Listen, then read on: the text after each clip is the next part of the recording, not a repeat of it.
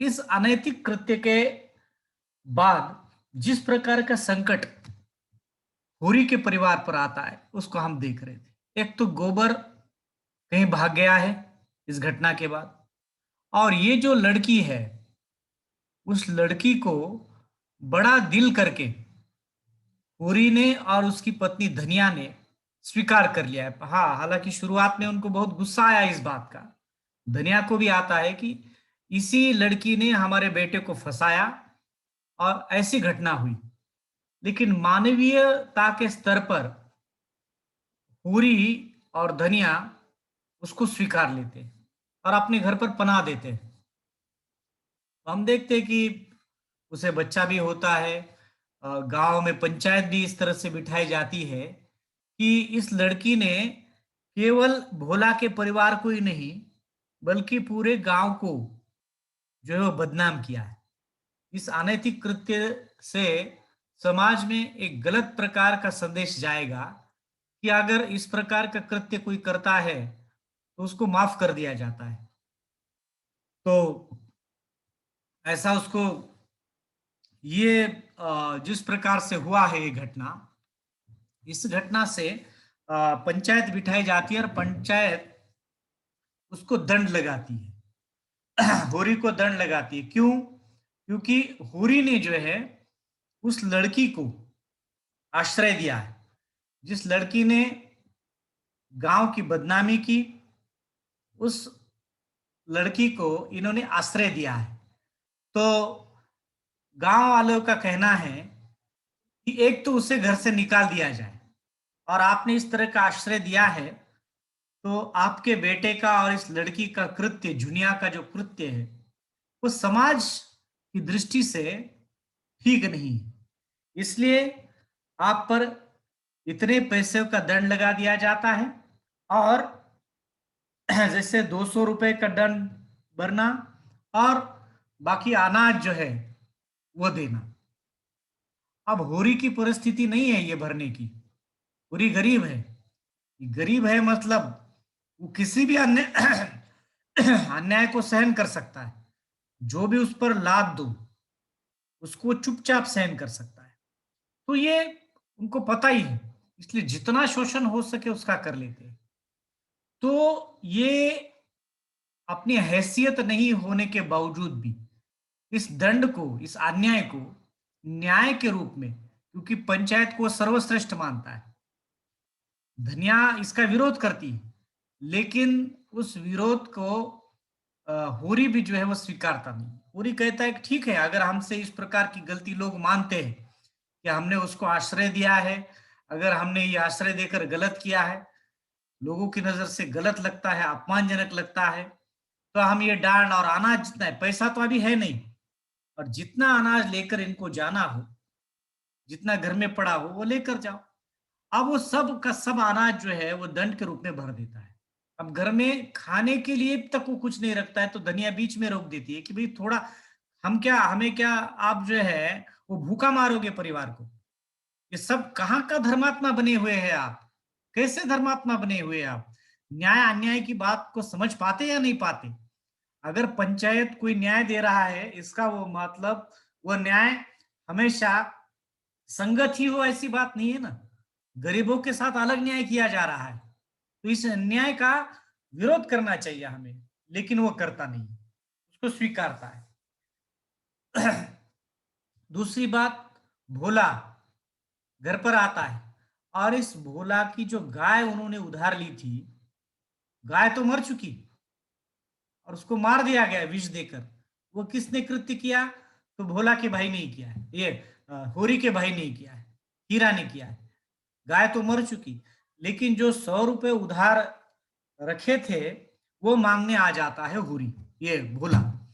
अब भोला को लाख समझाने के बावजूद भी कि मेरे पास पैसे नहीं है, भोला मानता नहीं है। चाहे जो भी हो, तुमने वादा किया था कुछ दिनों के बाद पैसे पैसे देने का, अब ये समय आ गया है कि भोला ने भी ये मुहूर्त बराबर पकड़ लिया कि आप होरी संकट में है, होरी संकट में है।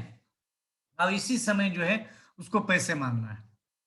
पैसे मांगता है, अभी दे दू। लाख समझाने के बावजूद भी कि मेरे पास 1 रुपया भी नहीं है, लेकिन वो मानता नहीं है और कहता भी है कि ये पैसे मुझे अभी के अभी चाहिए। पूरी कहता है, अगर मैं इस तरह से कह दूं कि तुम्हारे पैसे मैंने दे दिए थे, कोई लिखा पढ़ी तो है नहीं, तो क्या करोगे? भोला बिल्कुल जानता है कि होरी धर्म को मानने वाला है, प्रामाणिक व्यक्ति है, ईमानदार है, वो ऐसा कभी नहीं कर सकता। इसलिए वो कहता है, तू यदि गंगाजल हाथ में पकड़कर कह दे कि मैंने पैसे दिए हैं, तो मैं सब्र करूंगा। लेकिन पता है होरी को, होरी कहता है कि कहने को तो बहुत मन चाहता है, लेकिन कहूंगा नहीं। तो भोला कहता है कि मुझे पता है कि तुम कहोगे नहीं। होरी कहता है, हाँ भैया, मैं नहीं कह सकता। हंसी कर रहा था और एक क्षण, लेकिन भोला, तुम मुझसे बैर क्यों पाल रहे हैं? जुनिया मेरे घर में आ गई तो मुझे कौन सा स्वर्ग मिल गया है? तुम्हारी बेटी मेरे घर पर आई है, उससे तो मेरा कोई लाभ नहीं हुआ है। और इस घटना से अच्छी तरह से परिचित हो कि जुनिया घर पर आई है तो मेरा बेटा भी भाग गया है।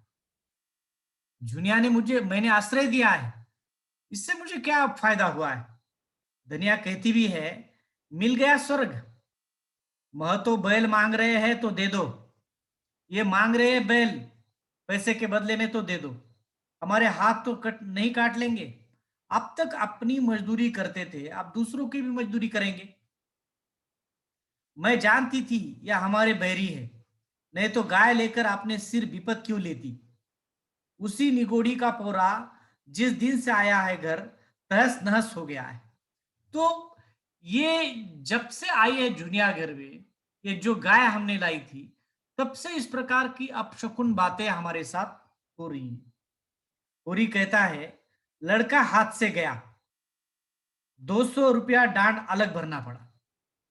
मतलब एक तो लड़के ने ये गलत काम किया, लड़के ने हमारी भी खानदान की, बिरादरी की इज्जत मिट्टी में मिला दी। तो ये सब होने के बावजूद भी ऊपर से हमें दंड भी भरना पड़ा। भोला कहता है, तुम अपने 200 का रोते तो यहां लाखों रुपए की आबरू मेरी भी बिगड़ गई। भोला भी कह रहा है, तुम्हारे 200 रुपए की बात क्या लेकर बैठे हो? मेरी लड़की ने जिस प्रकार का दुष्कृत्य किया है, उस दुष्कृत्य के कारण मेरी जो है वो पूरी इज्जत और आबरू चली गई गांव में। तुम्हारी कुशल इसी में है कि उसे घर से निकाल दो। भोला कह रहा है, जो जुनिया भोला की लड़की है, वो कह रहा है कि मेरी इज्जत और आबरू इस लड़की की वजह से गई है। इस लड़की को जो है तुम घर से निकाल दो, फिर ना हम बैल मांगेंगे ना गाय के दाम मांगेंगे। मतलब तुम्हारे पास जो बैल के दाम, गाय के दाम है, वो भी नहीं मांगेंगे, इसे निकाल दो। उसने हमारी नाक कटवाई है तो मैं भी उसे ठोकरे खाते हुए देखना चाहता हूँ। वो बाप कह रहा है अपनी बेटी के लिए। अब इज्जत प्यारी है, देखिए, बिरादरी में इज्जत प्यारी है। अपनी रिश्तेदारी का, अपने रिश्तेदारों का, अपने बहू बेटियों का इच्छा और आकांक्षा कोई मायने नहीं रखता है। तब समय भी ऐसा था कि इज्जत और आबरू इन सभी चीजों से ऊंचे थे। और ये ऊंची चीज जो है वो बचाने के लिए हर संभव, हर प्रकार का प्रयास किया जाता था। हमने देखा, होरी ने भी ये पता होने के बावजूद भी कि गाय को विष देने का काम हीरा ने किया है, फिर भी वो पुलिस में उसकी कंप्लेन नहीं करता है। दंड भरेगा लेकिन पुलिस में कंप्लेन नहीं करेगा। क्यों नहीं करेगा? क्योंकि पुलिस आएगी, तलाशी लेगी, गांव में बदनामी हो जाएगी। तो इज्जत को बचाने के लिए, आबरू को बचाने के लिए, और पुलिस घर में आ जाए किसी के, तो वह माना जाता है कि आबरू चली जाती है, बिरादरी में सब लोग जो है वह नाम रखते हैं। तो ये इसके लिए हुरी ने भी ऐसे किया था। अब ये कौन कर रहा है? भोला कर रहा है। भोला भी कह रहा है कि इसे घर से निकाल दो, इसने हमारी नाक कटवाई है बिरादरी में, इसे दर दर ठोकरे खाते हुए मैं देखना चाहता हूं। और अगर तुमने ऐसा किया तो मैं तुम्हारे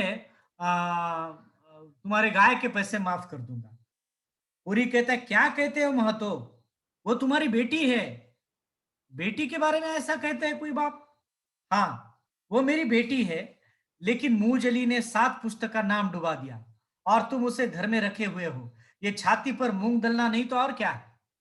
इसने तो 7 पुस्तों का, हमारी 7 पीढ़ियों का नाम बर्बाद कर दिया है। इस तरह का मुंह काला कर दिया है, इस तरह का अनैतिक कृत्य कर दिया है, और ऐसा कृत्य करने वाली मेरी ही लड़की को तुमने आश्रय दिया है, तो ये तो मतलब छाती पर मूंग दलने जैसी बात होगी। उसे तो कुछ सजा मिली नहीं, वो तो अभी और चिढ़ा रही है कि मुझे कुछ भी नहीं हुआ ये काम करके, ऐसा वो ऐसा लग रहा है उसे। धनिया दृढ़ता से कहती, मैं तो, मेरी भी सुन लो, जो बात तुम चाहते हो वह नहीं होगी, 100 जन्म नहीं होगी। जुनिया हमारी जान के साथ है। अगर तुम चाहते हो कि जुनिया को हम निकाल दे तो तुम गलत सोच रहे हो।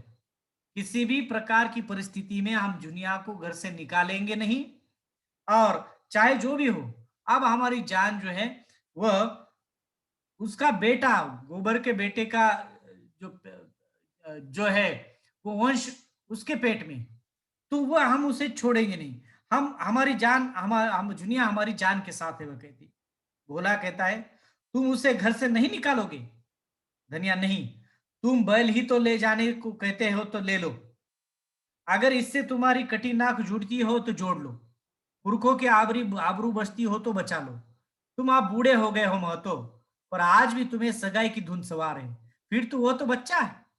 देखिएगा, अगर तुम्हें लगता है हम जैसे उसे निकाल दे तो हम निकालेंगे नहीं। दूसरी बात, अगर हम नहीं निकालेंगे तो तुम हमारे गाय के पैसे के बदले बैल लेकर जाओगे तो लेकर जाओ, उससे क्या तुम्हारी आबरू बचेगी, नाक जो कटी हुई है वो जुड़ जाएगी। ऐसा अगर होता होगा और ऐसा होता हुआ तुम्हें लगता है तो तुम लेकर जाओ।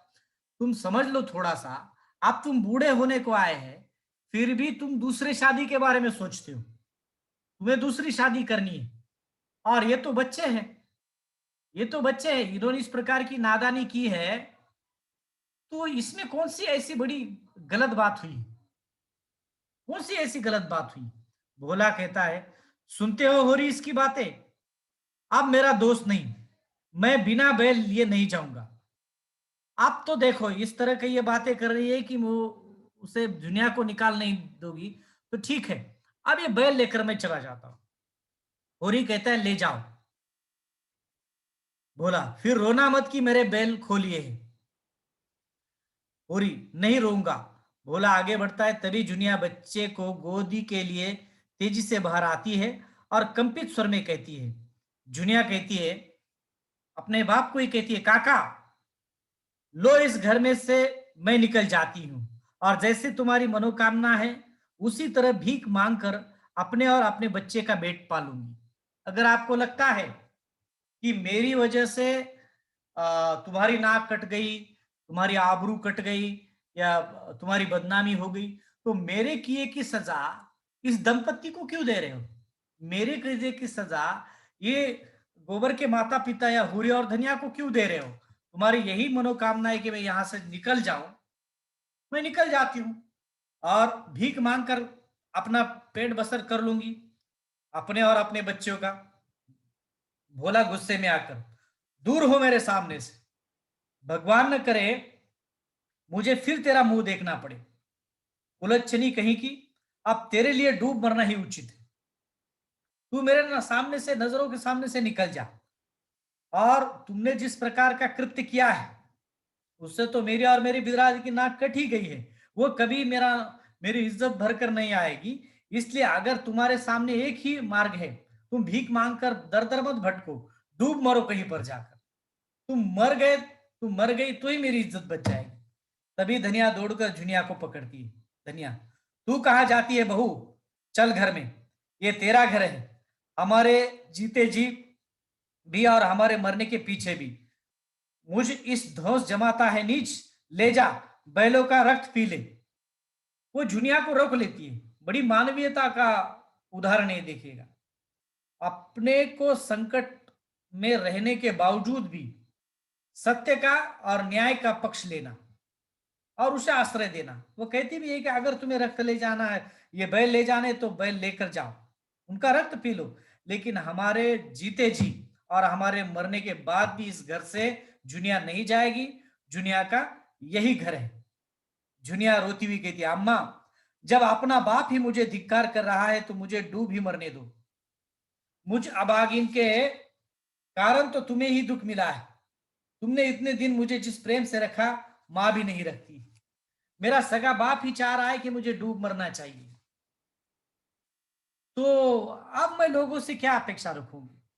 और आपको मेरे वजह से आप दुखी हो जाए, ये भी तो मैं नहीं चाहती हूँ। मुझे जितना दुख प्रेम तुमसे मिला है, जितना मेरी सगे माँ ने भी नहीं दिया है। दुनिया कहती ये तेरा बाप है, तेरा बैरी है, हत्यारा है। माँ होती तो अलबत्ते उसे कलक होती। ला सगाई मेहरिया, जूते से न पीटे तो कहना। वो कहती भी है कि ये तुम्हारा बाप है, ये दुश्मन है, और ये कहीं पर सगाई करने जा रहा है। अगर ये सगाई करके कोई मेहरिया लाता है, कोई औरत लाता है, तो मैं इसे जूते से पीटूंगी। ये किसी प्रकार की संवेदनशीलता इसे नहीं है, किसी प्रकार की आस्था इसे नहीं है। जुनिया को पकड़ा कर घर में ले जाती है। भोला बैलों की तरफ जाता है। पूरी उम्र में शून्य में ताकता खड़ा रहता है। धीरे धीरे अंधकार उतर कर गहरा होता है। 2 क्षण बाद प्रकाश उभरता है और पूरे दृश्य पर छा जाता है। मंच पर होरी का घर का चबूतरा है। मार्ग तथा अन्य घरों के द्वार दिखाई देते हैं। सोना व जुनिया कुएं के पास खड़ी बातें कर रही है। अब जो है वह बैल आ, आ, खोल ले गया है, और अब ये बड़े शून्य अवस्था में बड़ी दुखी नजरों से होरी इस संकट की ओर देखता है। सोना होरी की बेटी है। जब से भोला हमारे बैल खोल ले गए और दादा ने दाता दिन पंडित के साथ सांझे की खेती शुरू की, माता दिन भी यहाँ आने लगा।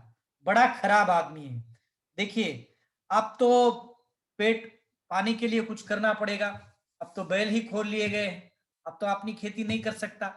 तो दाता दिन पंडित के यहाँ सांझ पर खेती करने जाता है, और माता दिन जो है एक गृहस्थ है जो इनके घर पर आता है। बड़ा खराब आदमी है, सोना कहती है। जुनिया, मुझे तो बड़ा भला आदमी लगता है, क्या खराबी है उसमें? धनिया का प्रवेश। तुम यहाँ खड़ी क्या कर रही हो? तुम्हारे दादा आते होंगे। सोना, अरे अम्मा, आज तो दादा बहुत से रुपए लाएंगे। जुनिया, मिल खुल जाने का यही फायदा है। अच्छा किया जो दादा ने ऊख बेच दी। गुड़ के भाव चीनी मिलेगी तो गुड़ लेगा ही कौन? अब कम से कम 100 रुपए की आस है कि आज जो है उन्होंने ऊख बेच दिया है, गन्ना बेच दिया है। आज कुछ पैसे वो जरूर लाएंगे। सोना, इतनी में एक मामूली गोई आ जाएगी। एक कोई भी एक मामूली गाय आ जाएगी। धनिया, आ तो जाएगी पर महाजनों से बचे तब ना। इस झिंगुरी के साथ रिनिया है, देखा नहीं दुलारी? सहुआइन, मंगूरो सुहा सब ऊख काटते वक्त कैसे भागे आए थे। अच्छा आओ, अंदर आओ, कुछ चना चबेना तो चाहिए ही। वे कहते हैं कि ये पैसे तो आएंगे, लेकिन जिन जिन के पैसे या ब्याज चुकाने हैं वह सब लोग यहाँ पर आ जाएंगे। हम जब ऊख काट रहे थे तो सभी लोग खड़े थे कि कब इसका ऊख जाता है और कब इससे पैसे ले लेंगे। सब अंदर जाते हैं। एक क्षण के बाद होरी मुंह लटकाए आता है। पीछे पीछे एक किसान ताड़ी पिए झूम कर आता है। किसान, झुंगुरिया ने सारा का सारा ले लिया। होरी काका, चबेना को भी एक पैसा नहीं छोड़ा। हत्यारा कहीं का, रोया गिड़गिड़ाया, पर उस पापी झिंगुरी को दया नहीं आई। झिंगुरी जमींदार है, साहूकार है, ब्याज से पैसे देता है, और इतना क्रूर है कि अपने पैसे और ब्याज वसूल कराने में वो बड़ा नीचे उतर कर आता है, बड़ा हरामी बन जाता है।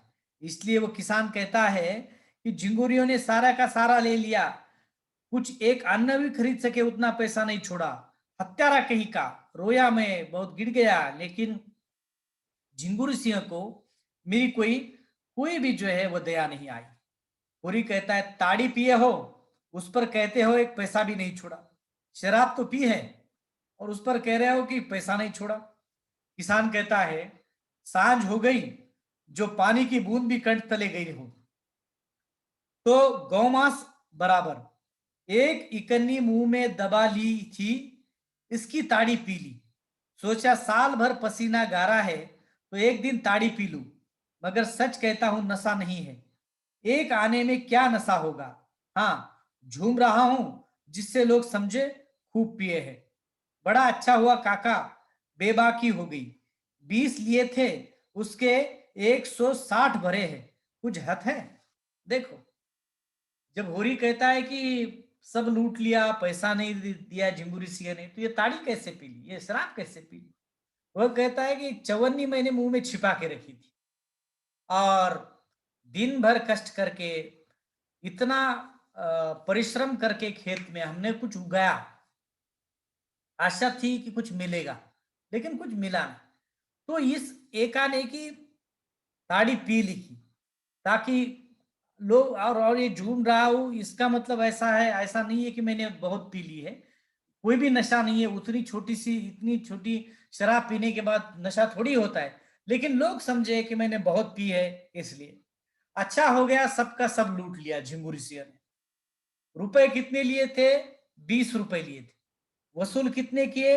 160 वसूल किए।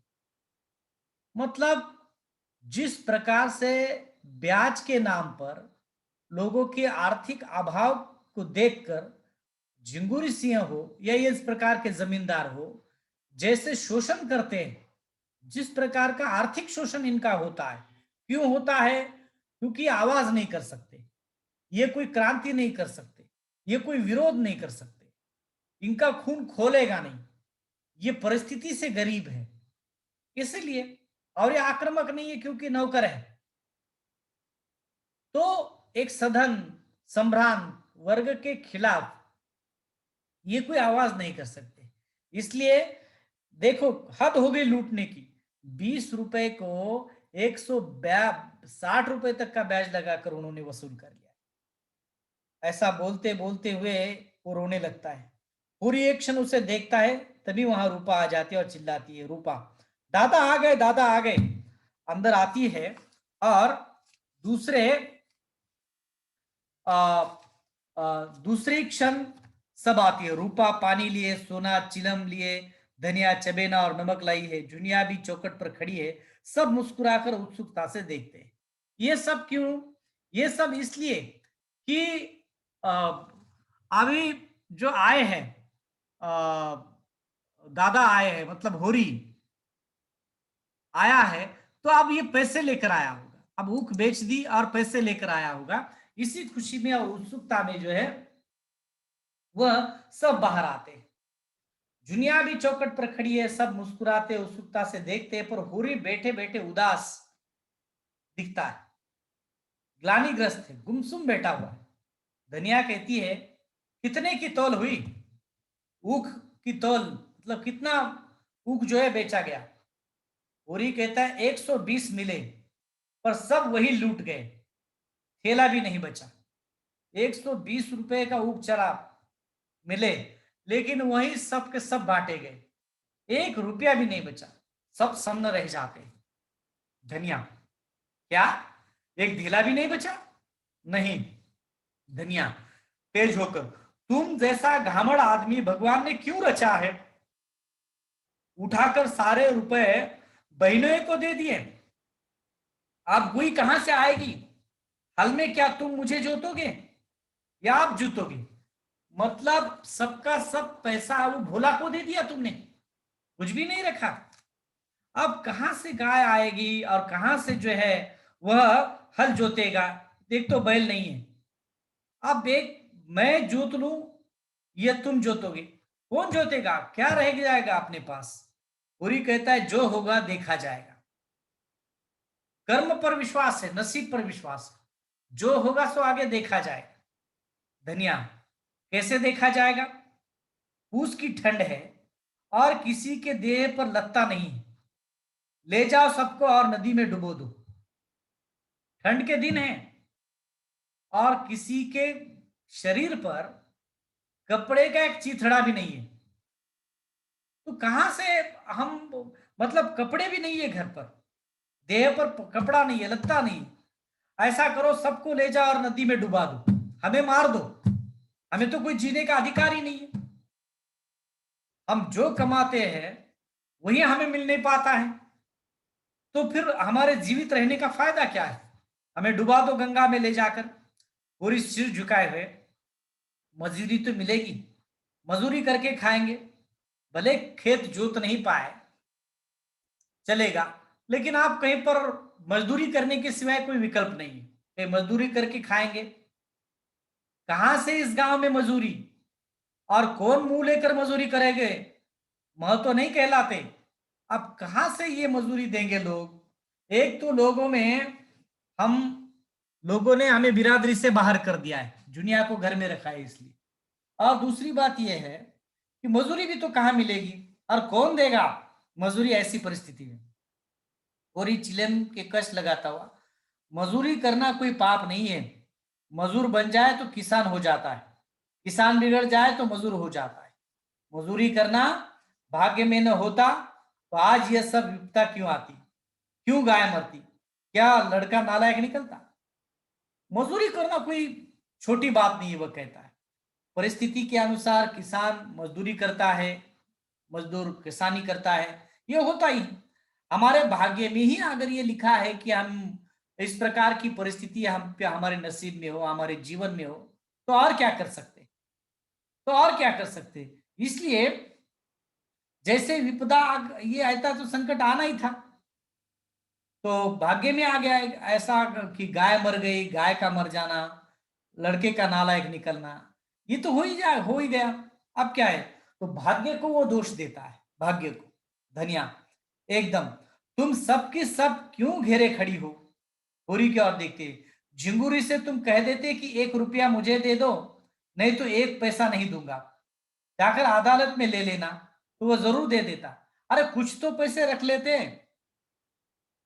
कुछ पैसे अपने खाने पीने के लिए तो रख लेते, घर चलाने के लिए तो रख लेते, बाकी दे देते तो ठीक था।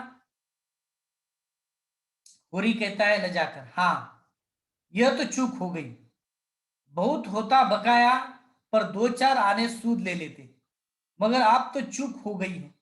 अच्छा, शंख बजाता है। ओहो ठाकुर ध्यान सिंह की कथा पूरी हो गई, आरती हो रही है, जाना चाहिए, पर पास में 1 पैसा भी नहीं है, खाली हाथ आरती कैसे दूंगा, लोग हंसेंगे, हंस ले परवाह नहीं। अब ये तो चूक हो गई है, कुछ पैसे ले लेने चाहिए थे, लेकिन नहीं लिए। उतने में गांव में एक आरती की आवाज सुनाई देती है, और वो कहता है कि आरती में जाना चाहिए, लेकिन मेरे पास कोई पैसे नहीं है डालने के लिए, लोग हंसेंगे मुझ पर। जाने दो, आप किस किस की परवाह करें।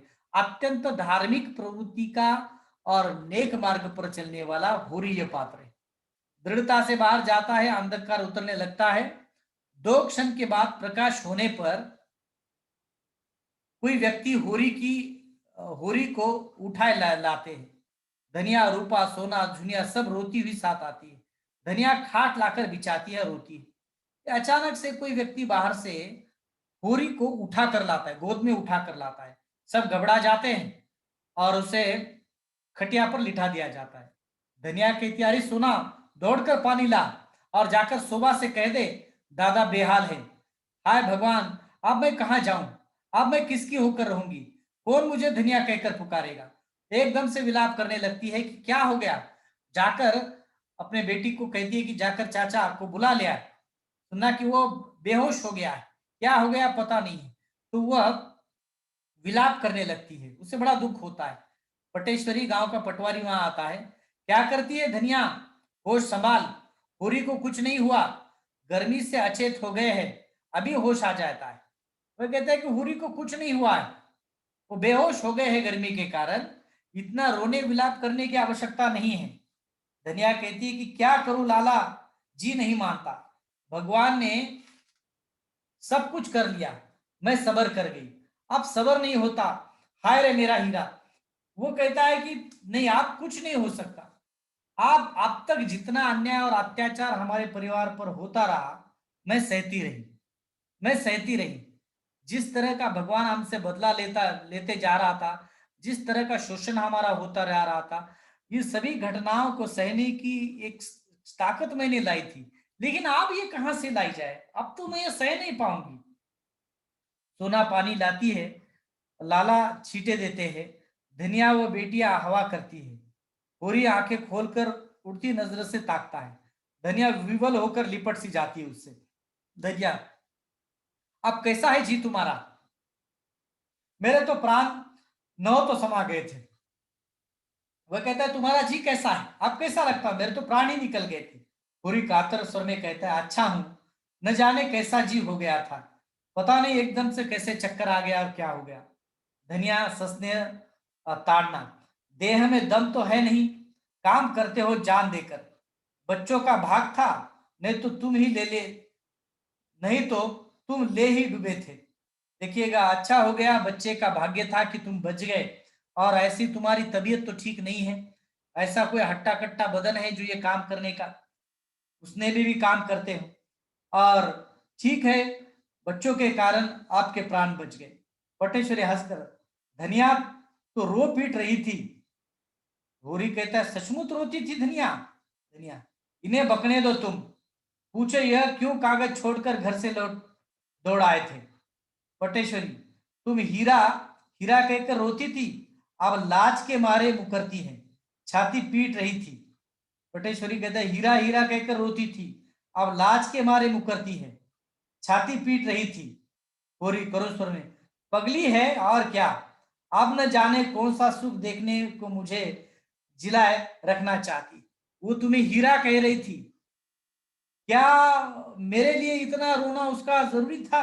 अब मैंने उसको जीवन में कुछ सुख दिया ही नहीं है, तो आप क्या जीवित रहकर सुख दे पाऊंगा, तो रोना किसके लिए? पटेश्वरी कहते हैं, ऐसी हिम्मत क्यों हारते हो?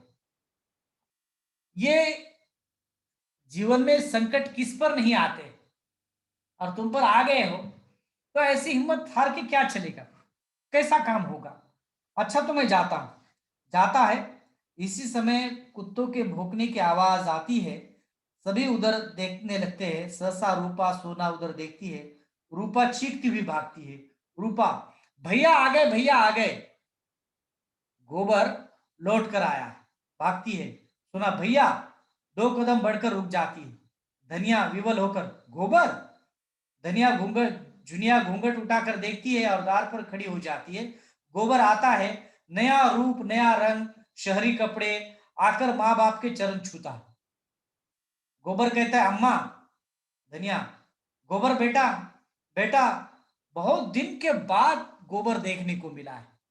उनका बेटा घर लौट आया और पूरा परिवेश बदल कर लौट कर आया। जुग जुग जो है बेटा, खुश रहो। बड़ी प्रसन्नता होती है कि जो घर छोड़कर गया हुआ बेटा वापस लौट कर आया है, और सही समय पर आया है, जब उसका पिता जो है ऐसे संकट की अवस्था में था। कई क्षण छाती से लगाए रहती है, फिर गोबा रूपों को गोद में उठाकर प्यार करता है, सोना को थपथपाता है, पूरी मुंह में फेरे लेटा है। गोबर, अम्मा दादा को क्या हुआ? धनिया कहती है, कुछ नहीं बेटा, जरा सिर में दर्द है, चलो कपड़े उतारो। कहाँ थे तुम? इतने दिन राह देखते देखते आंखें फट गई थी। गोबर शर्मा कर कहता है, कहीं दूर नहीं गया था अम्मा, यही लखनऊ में तो था। धनिया, और इतने नियरे रहकर भी कभी एक चिट्ठी नहीं लिखी? इसी बीच में सोना और रूपा सारा सामान खोलकर फैलाती है। धनिया भी उधर बढ़ती है। बालक जुनिया की गोद से लपकना चाहता है, पर वो उतरने नहीं देती है। तो ऐसा प्रसंग है कि आने के बाद सब खुशी का माहौल है। कहीं पड़ोस के गांव लखनऊ में चला गया है, लेकिन धनिया अपने पति के बारे में सही सही नहीं बताती कि उनको क्या हुआ है, ताकि आया हुआ बेटा है, नया नया माहौल है, तो अब उसको इस तरह का कुछ बताकर उससे दुखी करना अच्छा नहीं लगता। इसलिए वह समय निकाल लेती है उतने में। और जैसे उसका बक्सा जो है वो खोला जाता है, लखनऊ में से आया है तो हमारे लिए कुछ ना कुछ वो उसने लाया होगा, इस प्रकार का भ्रम जो है उन बेटियों को होता है, उनकी बहनों को होता है। वो निकाल कर देखता है। धनिया भी शिकायत करती है कि इतना नजदीक होने के बाद भी तुमने चिट्ठी वगैरह क्यों नहीं लाई। और सोना कहती कि भैया तुम्हारे लिए एक नई कंघी भी लाए हैं भाभी। आ, वो देखता है क्या क्या लाए हैं। जुनिया, मुझे ऐसी कंघी नहीं चाहिए, अपने पास ही रख ले। मतलब जुनिया को उसके बारे में गुस्सा आ जाता है कि उससे छोड़कर जिस प्रकार से वो गया था, और उसके कारण परिवार की इस प्रकार की हालत हुई। तो आज हम यहीं पर रुक जाते हैं, कल अधिक विश्लेषण करेंगे इसका। हमारा समय अब ये समाप्त हो गया है। आज का कथानक आपके समझ में आ गया? हाँ सर। अच्छा ठीक है, कल इसे ही रिपीट हम करेंगे शांति से थोड़ा सा, और फिर बाद में सभी नाटक को पूरे